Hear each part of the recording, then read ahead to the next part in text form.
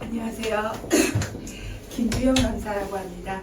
저는 지금 이 시간에 리딩에 대해서 좀 설명을 드릴게요. 저희 학원에서 어떻게 리딩 수업을 진행하고 있고 우리 아이들이 리딩 공부를 어떻게 해야 되는지에 대해서 설명드리도록 하겠습니다. 리딩을 할 수 있는 방법은 많습니다. 어떤 친구는 너무 정독만 하려고 해요. 모르는 단어가 나오면 더 이상 뒤로 진행이 안 됩니다. 또 어떤 친구들은 쭉쭉 빨리만 읽으려고 합니다. 속독도 필요하고 정독도 필요하고 다독도 필요한데요. 저희 수업 시간에는 여러 지문들 중에서 정독 위주로 진행을 하고요. 정독 외에도 우리 아이들이 속독을 할 수 있는 과제도 그리고 다독을 할 수 있는 과제도 따로 진행을 하고 있습니다. 먼저 정독에 대해서 분석적 독해라는 것이 무엇인지에 대해서 어머님들께 설명드리도록 하겠습니다. 저희는 숙제를 할 때 어머님 수학 숙제를 했는데 답만 8, 12, 마이너스 6 이렇게 해놓고 수업 숙제 다 했다고 하는 친구들 없죠. 꼭 그 풀이 과정이 있어야 되잖아요. 근데 영어는 꽤 많은 친구들이 정답만 체크를 하는 경우가 있습니다. 그래서 일단은 그리고 처음에는 무조건 단어를 찾지 않고 시험 보듯이 문제를 풉니다. 그리고 다시 풀 때는 모르는 단어도 찾아가면서 정리하고 단락별 주제도 좀 정리해보고 그리고 전체 글의 주제도 정리하고 잘 안 되는 부분이 있으면 밑줄쳐서 질문도 하고 이런 그리고 2번에 D에 해당하는 것이 여기 있구나 라는 다양한 힌트 부분에 밑줄도 치면서 정말 글을 깊숙이 들여다보는 그런 연습을 해야 되는데 우리 아이들이 이것만 해오고 저 숙제 다 했어요 라고 하면 선생님들은 의심을 하게 되어 있습니다. 어머님들도 너 숙제 다 했니? 하고 딱 열어봤는데 답에만 띡띡띡 쳐 있어요. 그러면 정말 천재가 아닌 이상이야 조금 의심해 볼 수가 있겠죠. 찍었거나 베꼈거나. 자, 이 친구는 어떨까요? 정말 답만 딱딱딱딱 써 있습니다. 이 친구가 이 공부를 정말 잘 했는지 안 했는지를 보려면 이 옆을 봐야 되겠죠. 주제도 다 정리가 되어 있고요. 자기가 모르는 단어들은 밑에 정리도 되어 있습니다. 사실은 이거보다 더 모르는 단어가 많았을 거예요. 그런데 우리 아이들이 워낙 바쁘다 보니 대통령보다 더 바쁘잖아요. 대치동 친구들. 그래서 저희가 단어장을 제공을 합니다. 그래서 이 글 하나에 정말 필요한 필수 단어들 20개 정도는 정리가 되어 있고 그걸로 단어 시험을 보는데 그 단어 외에도 분명히 자기들끼리 모르는 단어가 있을 거죠. 이 아이는 3개밖에 없을 수도 있고 이 친구는 모르는 단어가 10개 넘을 수도 있고요. 그런 거는 적어도 자기가 정리해 놓고 외우는 노력을 해야 될 것 같고요. 그리고 여기 자세히 보시면 4-1, 4-7 요거에 해당하는 힌트가 여기 있구나 라는 것까지 정말 깨알 분석을 해놨습니다. 이 친구는 푼 거죠. 이 친구는 정말 분석적 독해를 한 거죠. 그래서 우리 아이들 이거를 처음에 훈련시키는 데 한 2-3주 정도 걸리고요. 이게 완전히 쫙 와닿는 데는 한 2달 정도 걸리고 있습니다. 자, 일단 하나하나 설명을 드리면요. 모르는 단어를 찾고 단어장에 쓰기입니다. 꽤 많은 아이들이 실수하는 경우가 이런 경우인데요. bring, 가져오다, 데려오다, about, 뭐뭐에 대하여. 둘 다 아는 쉬운 단어들이죠. 그렇기 때문에 bring about이 나오면 자기들이 아는 단어라고 생각하고 넘어갑니다. 그런데 bring about은 뭐뭐에 대하여 가져오다가 아니라 초래하다, 유발하다라는 cause라는 단어와 동의어가 되죠. 그런데 선생님 아는 단어인 줄 알았어요 라는 표현을 너무 많이 듣고 있습니다. 이 말은 즉 해석이라는 것을 당최하지 않는다는 거죠. 그래머도 마찬가지고요. 근데 그래머 시간에는 그나마 이해가 됩니다. 왜냐하면 그래머는 푸는 스킬이 있고 요것만 봐도 답이 나오는 경우가 있기 때문에 그래머 시간에도 애들한테 제발 해석 좀 하자라고 하는데 해석 안 하고 무슨 자기가 선생님이냐 야 선생님들도 해석해. 속도가 좀 빠르다 뿐이지 우리도 해석을 하는데 너희들은 도대체 무슨 감으로 해석을 안 하는 거냐 하물며 리딩은 당연히 reading comprehension 읽어야 해석이 되는데 우리 아이들이 너무 읽지 않고 그냥 풀고 있구나 라는 생각이 종종 듭니다. 자, 요것도 아주 대표적인 예인데요.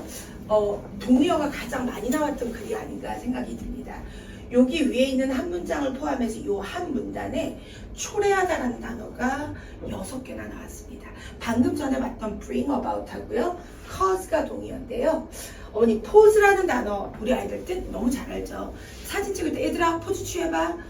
포즈라는 단어는 자세를 취하다, 포즈를 취하다라는 단어입니다. 그런데 pose a serious danger 심각한 위험을 포즈 취하다. 말이 안 되죠. 해석을 해봤을 때 말이 안 되면 아 이건 내가 알고 있는 뜻이 아닌가 보다 하고 찾아보는 연습을 해야 되는데 우리 아이들은 그런 거 별로 없습니다. 어려운 뭐 긴 뭐 이런 단어들 좀 나와줘야 아 내가 모르는 건가 라고 생각할 때가 많은데요.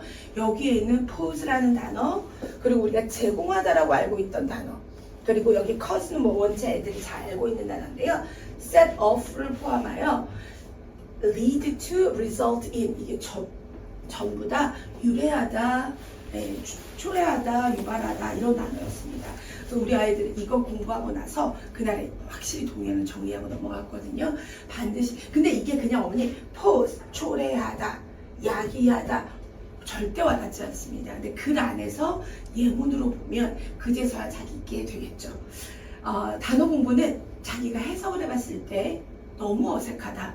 또 아이들한테 너네 김밥 사러 김밥 천국을 갔는데 아줌마 저 치즈김밥 하나 주세요. 미안해 지금 브레이크 타임이어서 안 돼. 그럴 때 너희도 뭐라 그러니? 왜 타임을 깨요? 이러진 않잖아. 브레이크에 깨다 부사라는 뜻도 있지만 쉬는 시간이라는 뜻도 있고 고정관념을 깨야 된다. 너희들이 알고 있는 뜻만이 다가 아니다. 그렇게 해서 단어 정리를 꼭 자기가 아는 뜻을 해석을 해봤을 때 말이 안 되면 찾아보는 습관을 기를 수 있도록 그렇게 공부를 해야 될 것 같고요. 그 다음엔 주제에 대해서 설명을 좀 드리겠습니다. 주제 정리, 저희 수능 결국에는 길게 봤을 때 수능을 위해서 달려가죠. 근데 수능에서 요지 찾기, 제목 찾기, 뭐 주장 찾기 다양한데요. 그것 외에도 아이들이 가장 어려워하는 빈칸 추론 내 문제도 결국에는 주제를 찾아야지 풀 수 있는 문제입니다. 주제랑 직결되는 단어나 구나 문장에다가 밑줄을 쳐넣기 때문이죠.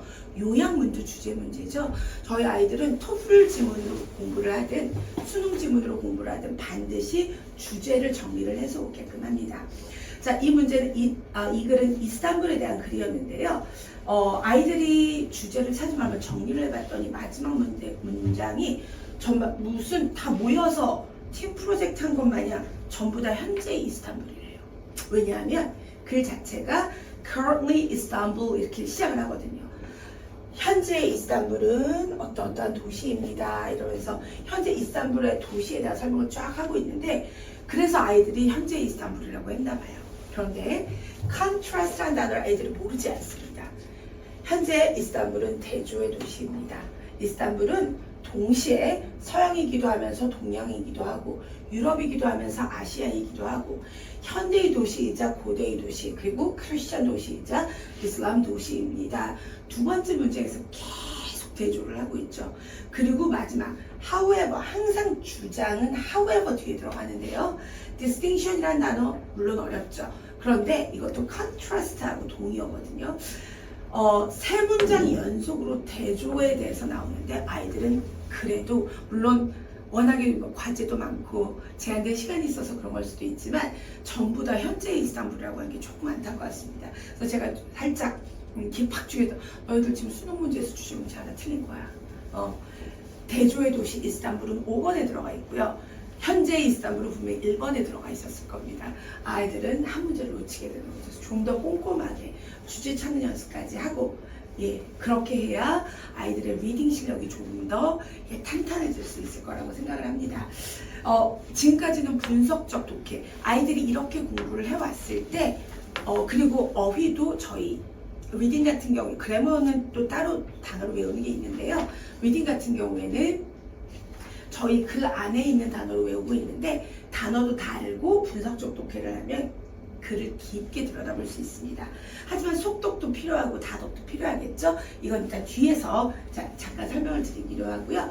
저희 숙제 카페를 통해서 숙제를 전달을 하는데요. 어디 단어를 외우시면 됩니다. 여기에 제가 링크는 안 해놨지만 요즘에는 클래스 카드 단어도 같이 링크를 하고 있고요. 그 다음에 토플 책은 어디를 풀어와라. 그리고 수능 책은 어디를 풀어와라. 지금 학년과 레벨에 따라서 토플로만 진행하는 반도 있고요. 수능으로만 진행하는 반도 있고 두 개를 병행하는 반도 있는데요. 제가 좀 전에 설명드렸던 건 토플 자료였고요. 수능 자료도 마찬가지로 진행을 하고 있습니다. 우리 아이들이 혼자 자습용으로 푸는 fast reading이라는 게 있습니다. fast reading을 정말 소홀히 하는 친구들도 있습니다. 왜냐하면 수업 때 다루는 교재 같은 경우에 자기가 해오지 않으면 뭔가 손해보는 느낌이 팍 있는데 이거는 하고 안 하고의 차이가 크지 않다 보니까 직접적으로 느껴지지 않아서 소홀히 하는 친구도 많은데 요즘에는 방학이어서 안 해오는 친구들 제가 공강 시간 때 다 불러들여서 앞에 앉혀놓고 시킵니다. 세로 풀기 15개를 해오면 채점을 하고 점수를 기록합니다. 그 다음 주까지는 그 다음 순서를 새로 풀어오고요. 지난번에 새로 풀었던 거를 오답을 고쳐오는데요.